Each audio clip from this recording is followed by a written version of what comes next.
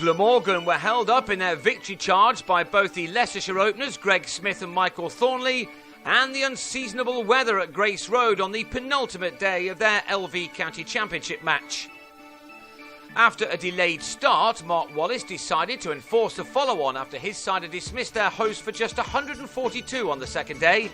That gave the Welshmen a first innings lead of 300, and with the bowlers well rested and plenty of bad weather about, it was inevitable that Leicestershire would be batting again on the third morning to try to save this game. And to that end, Smith and Thornley did a fine job. The good news for them was that the pitch was playing as well as any at Grace Road this season.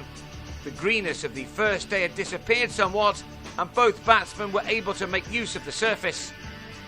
Having said that, Smith should have been caught before he'd gone on too long, Wallace himself letting an edge off Graham Wagg slip through his gauntlets.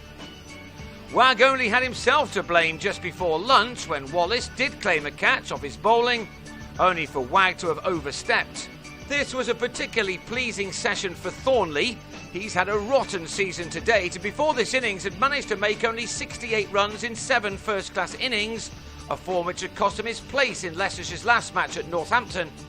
He and his partner had 42 runs to their names on this occasion, a score they had to sit on until after tea as the rains returned at lunchtime. Michael Reid was belatedly given the ball after the restart and started to get it to talk. He found pace and movement to trap Thornley in front after he'd added only one more run to his 42. He departed with a total on 93 for 1.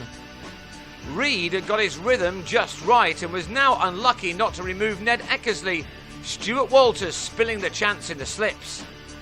Smith at least did complete his second 50 in 4 innings since returning to the Leicestershire side. He works Michael Hogan to leg for a single to get him there off his 97th delivery.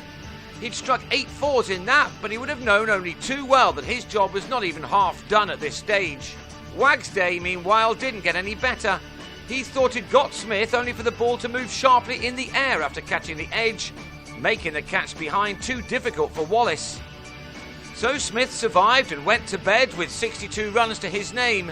He and the weather, which meant that only 41 overs were possible, has given his side a chance of saving this game from here. Weather permitting, Leicestershire will resume on 133 for 1 on the final morning, and that means they require a further 167 runs to make Glamorgan bat a second time.